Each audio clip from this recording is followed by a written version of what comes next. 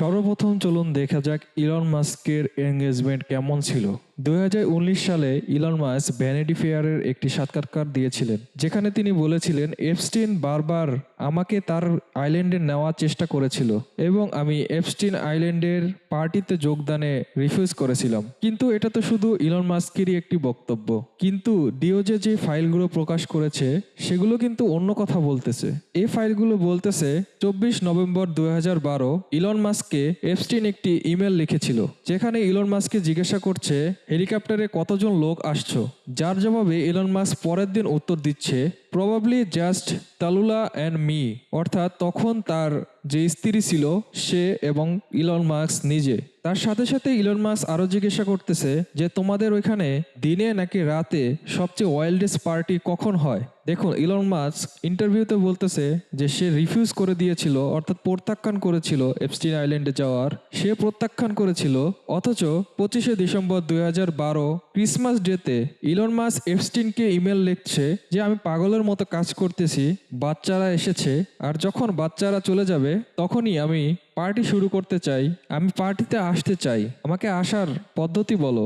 সেই ব্যক্তি যিনি বলতেছেন যে সে তাকে রিফিউজ করে দিয়েছিল। এরপর 2013 ডিসেম্বরে ইলন মাস্ক বলতেছে, আমি তো হলিডেজে সেন্ট বার্টসের এরিয়াতে থাকবো, এটি কি কোনো ভালো সময় ভিজিট করার জন্য? যেখানে আবার এপস্টিন রিপ্লাই করছে, 1 তারিখ থেকে 8 তারিখ যে কোনো দিনে চলে আসো, তোমার জন্য সবসময় জায়গা আছে। যেখানে ইলন মাস্ক বলতেছে আমি দিনে আসতে পারবো, যেখানে এপস্টিন লিখতেছে, bad news, unfortunately my schedule will keep me in New York. Unfortunately ওই টাইমে আমি নিউ ইয়র্কে থাকবো। তো দেখুন, মানা করলো কে? ইলন মাস্ককে মানা করলো নাকি এপস্টিন মানা করলো? মজার বিষয় হলো ইলন মাস্কের যে দাবি ছিল তা ভুয়া প্রমাণিত হলো। কিন্তু দুর্ভাগ্যের বিষয় হলো পৃথিবী কি করে জানেন? দুনিয়া ইলন মাস্ককে আগেও পূজা করত, এখনো পূজা করতেছে, সামনেও পূজা করবে, বিশেষ করে আমাদের যুব সমাজ। কারণ কি জানেন? কারণ তার কাছে টাকা আছে, আর যার কাছে টাকা আছে তার কথা মেনে চলা বা উপাসনা করা আবশ্যক।